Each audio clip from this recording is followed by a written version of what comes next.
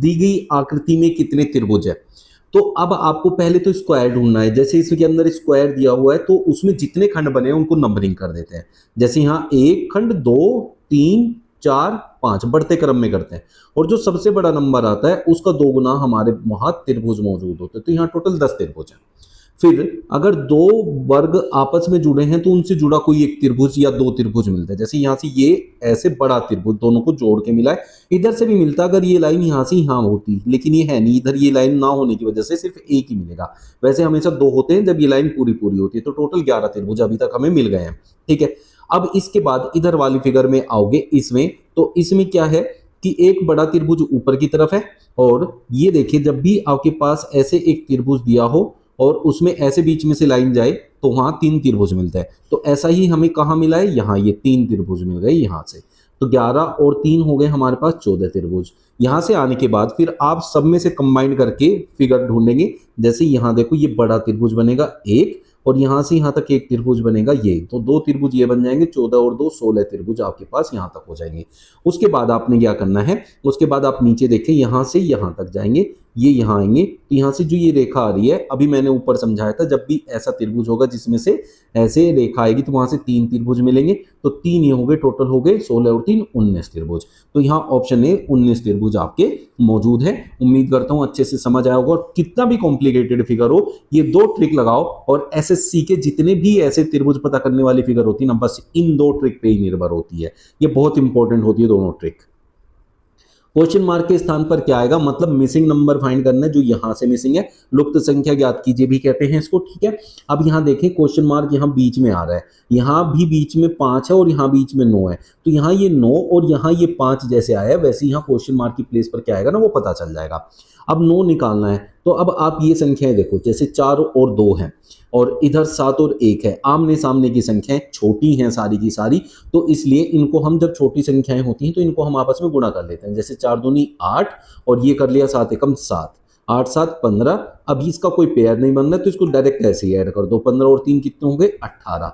अब 18 से हमें 9 लाना है तो इन दोनों अंकों को जोड़ दो आपस में, 8 और 1 9 होता है। ऐसे यहाँ देखो 3 3 9 होता है, 5 दूनी 10 होता है, 10 9 19 और 4 23। अब 23 के दोनों अंकों को जोड़ोगे, 2 और 3 5 आएगा जो कि बीच में दे रखा है। तो इसी जो आपका लॉजिक बना है उसी लॉजिक को यूज करते हुए क्वेश्चन मार्क की प्लेस पर क्या आएगा वो निकाल लेंगे हम लोग। जैसे यहाँ 9 6 54, इसको यहाँ लिख लेते हैं, और 3 दूनी 6 और 4 ये अलग से जुड़ेगा, 6 4 10 और 4 14, 5 और 1 6, इन दोनों को ऐड करो अंकों को, 6 और 4 10। तो क्वेश्चन मार्क की प्लेस पर 10 आएगा जो कि ऑप्शन बी में दिया हुआ है। भिन्न संख्या युग्म को ज्ञात कीजिए। संख्या नहीं, यहाँ पर शब्द है, तो यहाँ आपको क्वेश्चन में लिखा मिलेगा भिन्न शब्द युग्म को ज्ञात कीजिए। तो भिन्न शब्द ज्ञात कीजिए, सीधा ये मिलेगा आपको। तो यहाँ दिया है आपको बांसुरी, वॉयलिन, सितार, गिटार। तो वॉयलिन हो, सितार हो या गिटार हो, सब में तार होता है, उस तार को जो है डिस्टर्ब करके आवाज बनती है, जबकि बांसुरी को मुंह से बजाया जाता है। तो इसलिए ये आपका यहाँ सबसे भिन्न हो जाएगा। आम, फल और सब्जी के बीच में एक वैनारेख बनाओ। तो आम को अगर देखूं रिलेट करूं फल से, तो आम फल के अंतर्गत आता है, जबकि आम का सब्जी से कोई संबंध नहीं है और फल का भी सब्जी से कोई संबंध नहीं है। जिसका कोई संबंध नहीं होता उसको हम बनाते हैं बिल्कुल अलग, ये सब्जी के लिए हो गया। जबकि आम आएगा फल के अंतर्गत, तो आम अगर ये है तो फल इसके ऊपर बनाया जाएगा। इस तरह का जो भी आरेख होगा वो आपका आंसर हो जाएगा, जो कि ऑप्शन बी में दिया हुआ है। स्टार के विपरीत क्या आएगा आपसे पूछा गया है। तो आप देखो कौन सी डाइस में आपका स्टार दिया हुआ है, इसमें दिया हुआ है। तो अब इसको, इसमें से हम क्या करते हैं, दोनों तरफ देखें। जैसे यहाँ पर प्लस है, यहाँ भी प्लस है, तो मैं इन दोनों को कंपेयर करके भी अपना आंसर निकाल सकता हूँ। ठीक है, लेकिन इसमें हैश है, इसमें भी हैश है, तो इन दोनों को कंपेयर करके भी अपना आंसर निकाल सकता हूँ। लेकिन इनमें से सबसे आसान कौन सा होता है वो समझाता हूँ। अगर 2 पासों की स्थिति में, जैसे ये है जिस प्लेस पे, जैसे ये ऊपर की तरफ एस है और इसमें भी एस है और वो भी उसी सेम प्लेस पर मौजूद है जो इसमें है, ये भी ऊपर है ये भी ऊपर है, तब क्या होता है कि इधर वाला इधर वाले के विपरीत होता है और ये वाला इसके विपरीत होता है। तो ये होगा स्टार के विपरीत, जो कि एंड है, इसलिए ऑप्शन 1 आपका करेक्ट आंसर हो जाएगा। डब्लू की कितनी पुत्रियां हैं, आपको कंडीशन दी है, 1 कंडीशन, 2 कंडीशन, 3 कंडीशन। अब उसने कहा कितनी कंडीशन का प्रयोग करके आप लोग इसका आंसर निकाल सकते हो। अब हमें ना क्या बनाना होता है, इसके लिए एक आरेख तैयार करना होता है, मतलब ग्राफ बनाना होता है। तो उस ग्राफ के आधार पर देखते हैं हमें कितने स्टेटमेंट से ये आंसर मिल जाएगा। उसने कहा बी व डी एम की बहनें हैं, m की बहन जो है वो b और d है, मतलब ये तीनों बहन भाई हैं। अब m क्या है वो हमें नहीं पता, लेकिन ये तीनों बहन भाई हो जाएंगे, मतलब एक ही माँ बाप के बच्चे हैं तीनों के तीनों। m का पिता t, m का पिता है t, तो वो b और d का भी पिता होगा भाई, ये इनका पिता हो गया, ठीक है, ऐसे बना लिया हमने। W का पति है, W का पति है, तो W इनकी क्या हो गई, माँ हो गई। तो W और T के ये तीनों बच्चे हैं। T की 3 संतानें हैं, उनमें से केवल एकमात्र पुत्र है। देखो T की कितनी संतानें, 3, ये देखो तीनों। अब उसने कहा उनमें से केवल एक ही पुत्र है, बी और डी तो उसकी बहनें थी, पहले ही उसने बोल दिया बी और डी तो बहनें हैं, बी और डी तो एम की बहनें हैं, तो एकमात्र पुत्र फिर एम ही होगा। तो अब ये हमें पता करना था कि डब्ल्यू की कितनी पुत्रियां हैं, इसे पता करने के लिए हमें तीनों स्टेटमेंट की जरूरत पड़ी। तीनों स्टेटमेंट से ही हम पूरा का पूरा जो है उनका आरेख या उनके परिवार का संबंध समझ पाए। तो इसलिए हम कहेंगे प्रश्न का उत्तर देने के लिए 1, 2 व 3 की आवश्यकता पड़ेगी। दी गई आकृति में कितना जल या तो नल है या तो फुहारा है।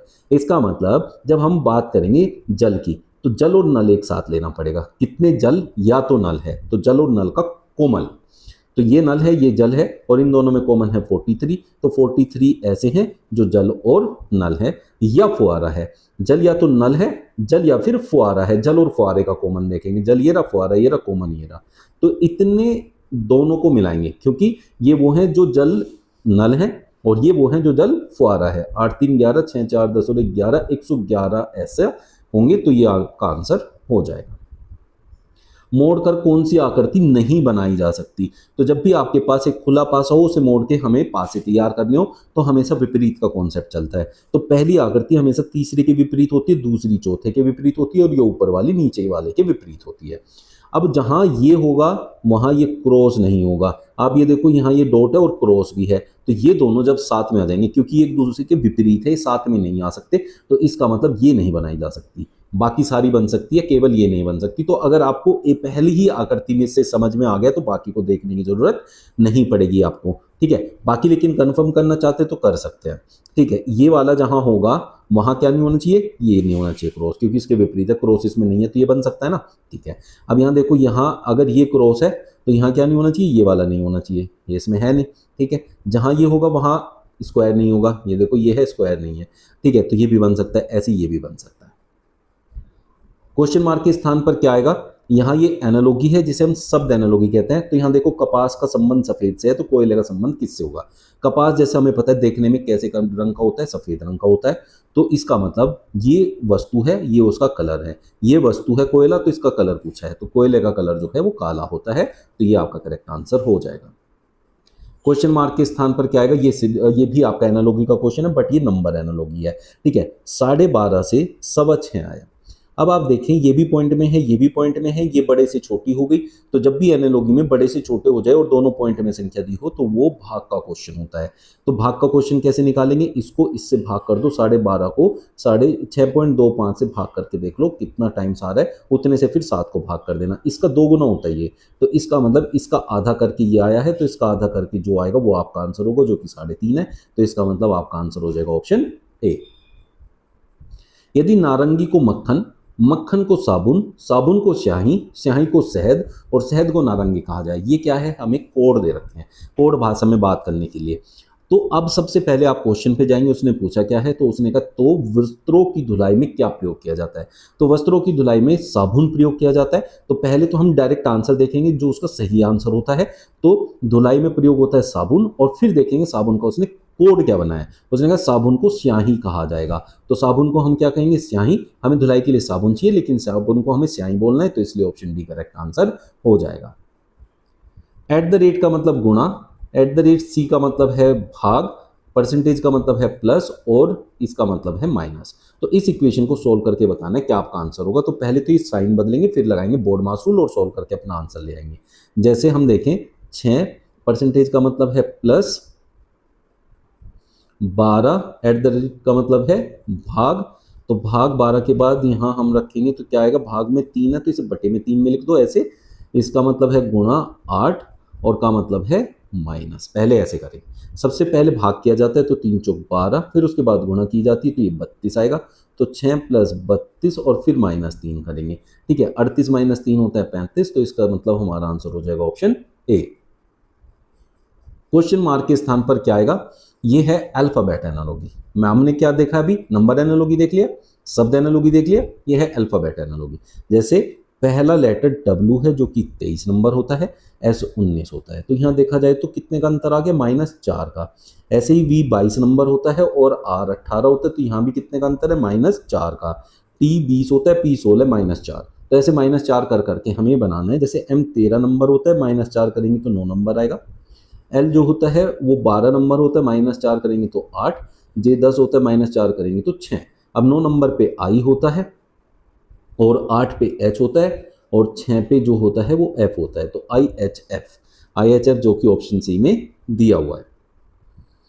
यदि गोर्ब फ्लर को फैन बेल्ट, मतलब क्या है, ये एक स्टेटमेंट है, उसका ये कोड है, ठीक है। ऐसे ये एक स्टेटमेंट है, उसका ये कोड है, ये एक स्टेटमेंट है, उसका ये कोड है। तो किस शब्द का सीलिंग टाइल कोड होगा, तो सीलिंग का कोड चाहिए, टाइल का कोड चाहिए, इन दोनों का हमें कोड निकालना है। तो इसके लिए आपको क्या करना होता है, पहला स्टेटमेंट और दूसरा स्टेटमेंट लेके उसमें से कॉमन निकालते हैं। जैसे यहाँ गोर्ब फ्लोर का और यहाँ आपका है पिक्सन गोर्ब का, इन दोनों में देखो कॉमन क्या है, तो गोर्ब दोनों में कॉमन है, तो इसका मतलब गोर्ब का जो कोड होगा वो इन दोनों में कॉमन कोड आएगा। जैसे यहाँ फैन है और यहाँ भी फैन है, तो गोर्ब का जो कोड है वो फैन है, गोर्ब का जो कोड है वो फैन आएगा, ठीक है। अब यहाँ से फ्लर बचा है, यहाँ से बेल्ट बचा है, तो फ्लर का हो जाएगा बेल्ट, और पिक्सन बचा है तो पिक्सन का हो जाएगा सीलिंग। तो सीलिंग का कोड चाहिए था, वो क्या हो गया, पिक्सन, PIXN। और दूसरा कोड चाहिए टाइल का, लेकिन पिक्सन से स्टार्ट होने वाला एक ही ऑप्शन है, तो इसलिए यही करेक्ट आंसर हो जाएगा, दूसरे को निकालने की जरूरत नहीं पड़ेगी। यदि किसी महीने का 10वां दिन शनिवार है तो 10 तारीख को शनिवार है, तो हर 7 ऐड होने पे किसी भी डेट में आप 7 ऐड करोगे तो वही दिन रिपीट होगा, तो 17 को भी शनिवार होगा, फिर 7 ऐड करोगे तो 17 और 7 24 को भी शनिवार होगा। उसने कहा 27वां दिन क्या होगा, 24 को शनिवार है तो 25, 26, 27 को आपसे पूछा है।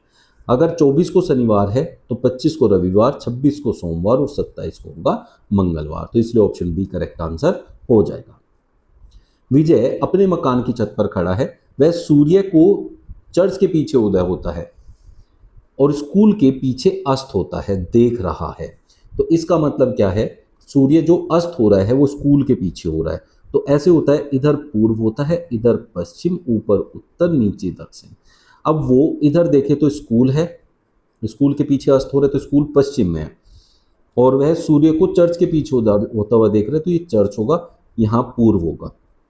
उसने कहा स्कूल से चर्च किस दिशा में है, स्कूल से चर्च, स्कूल यहाँ है और चर्च इधर है, तो स्कूल से चर्च जो है वो पूर्व की ओर है, तो ऑप्शन ए करेक्ट आंसर हो जाएगा। यहाँ निम्नलिखित में से कौन सा एक अक्षर जब नीचे के शब्दों के पहले लगाया जाएगा तो नए शब्दों को बनाएगा, मतलब ASH, ATE, APE, AID के आगे, सबके आगे एक ऐसा कौन सा लेटर लगाऊं कि ये पूरा एक शब्द बन जाए। जैसे ASH है तो अगर मैं G लगाऊंगा तो GASH कोई वर्ड नहीं होता, TSH भी कोई नहीं होता, SASH भी कोई नहीं होता, RASH लेकिन एक वर्ड होता है रेस, जैसे रेस ड्राइविंग करते हैं, RATE रेट, ये बन जाएगा।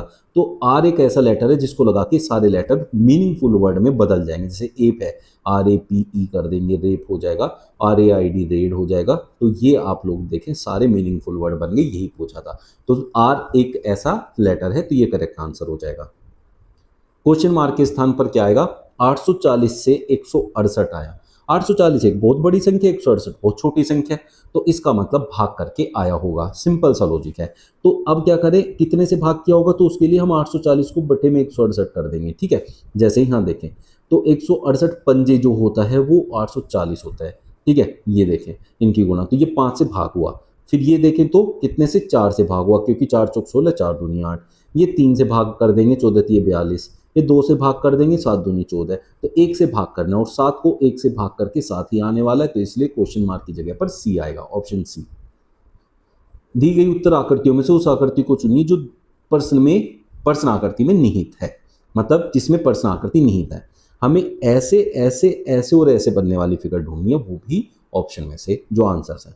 अगर हम ध्यान से देखें तो हमारे पास अगर देखा जाए तो ये एक रेखा है, ऐसे आई है, ये बन गया, देखो यहाँ से यहाँ ऐसे, फिर इसे देखें तो ऊपर ले जाएं तो ये सीधी रेखा बन गई, और इसके इधर जाएंगे तो ये बन गया। तो यहाँ ऑप्शन डी से मुझे ये आकृति मिल जाएगी। जे टी का पिता है, बहुत प्यारा सा क्वेश्चन है आप लोगों के लिए, ध्यान से समझना है।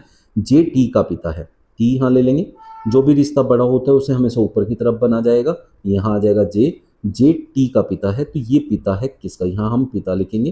टी क्या है, पुत्र है या पुत्री, वो हमें नहीं पता है, तो इसलिए सिर्फ टी जे के बारे में ही बता सकते हैं। पी जे का भाई है, जे का भाई जो है वो पी है, ये इसका भाई है, तो टी का क्या हुआ, चाचा हुआ। एल वी की माता है।